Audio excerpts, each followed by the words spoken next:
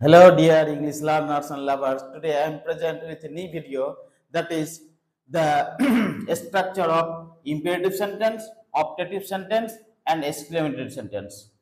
গত তে আমি দুই অ্যাসার্টিভ সেন্টেন্স এবং ইন্টারোগেটিভ সেন্টেন্সের উপরে ক্লাস দিয়েছি। আজকে আমার এটা complete class of all type of sentence. So I think it is very important class.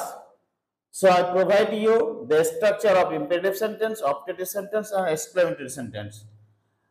এই exclamatory sentence এবং optative এবং imperative sentence এর যে গঠনগুলো আমরা সচরাচর বইয়ে একটা করে গঠন পাই, কিন্তু আমরা অনেক সময় সমস্যায় পড়ি এই সমস্ত সেন্টেন্সের গঠন বা সেন্টেন্স লিখতে গিয়ে বলতে গিয়ে।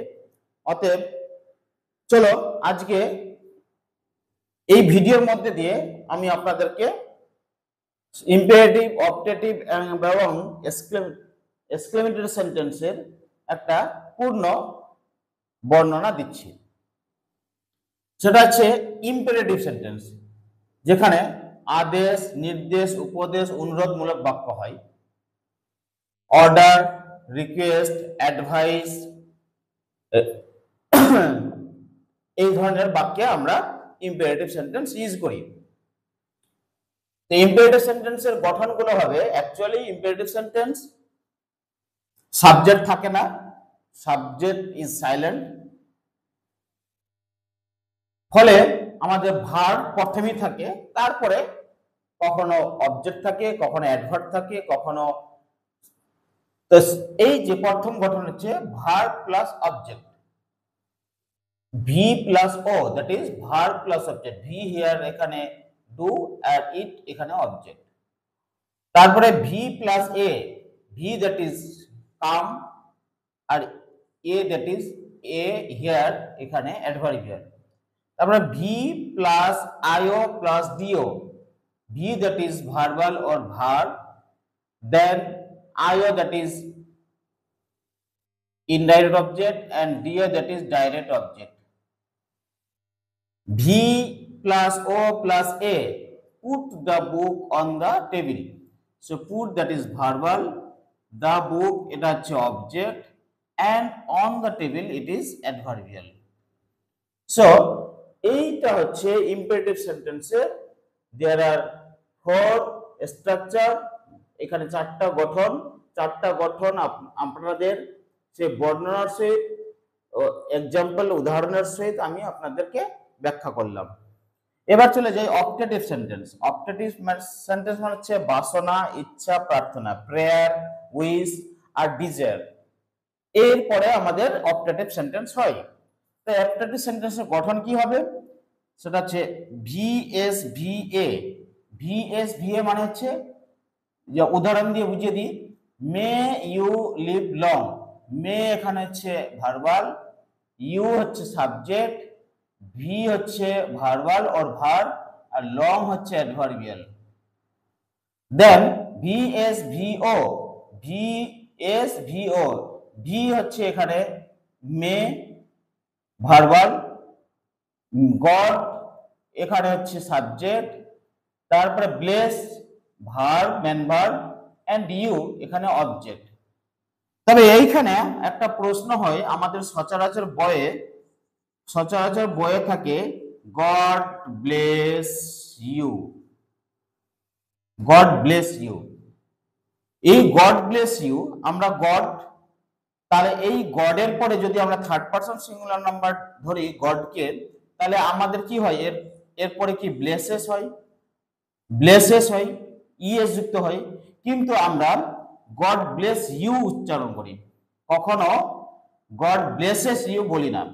এটা মানে হচ্ছে আমাদের এই মেয়েটা সাইলেন্ট আছে বলে আমরা সবসময় আমরা গড ব্লেস ইউ বলি, মেয়েটাকে সাইলেন্ট রেখেছি বলে ব্লেসেস বলি না। ঠিক আছে, এরপরে চলে যাওয়া যাক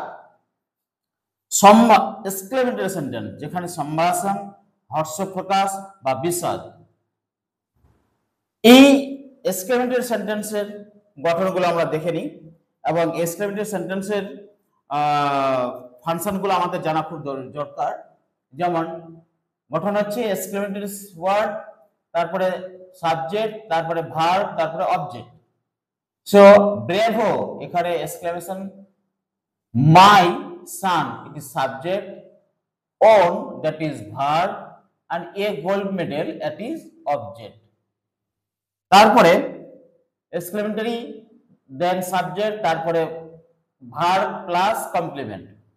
Alas it is exclamatory. He that is subject, is it is a verbal or verb, and no more it is complement. Complement জিনিসটা কি, এই অ্যাডভার্বিয়াল জিনিসটা কি, আমি আমার যে সেন্টেন্সের ফুল গঠন সেইখানে আমি বর্ণনা করেছি। এরপরে চলে আসবো WH, word plus complement plus subject plus verb, WHCSV। এই WH হচ্ছে হাউ, সি হচ্ছে কমপ্লিমেন্ট, মানে এখানে হাউ বিউটিফুল দিস ইজ, এই বিউটিফুল হচ্ছে complement, and s that is this টা হচ্ছে এখানে সাবজেক্ট, আর is টা হচ্ছে ভার্বাল অর ভার্ব। এইখানে একটা প্রশ্ন হয় যে এই যে বিভার্বটা শেষে বসবে না আগে বসবে। যেমন হোয়াট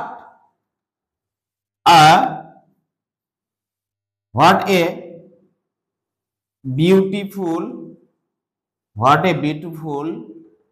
what a beautiful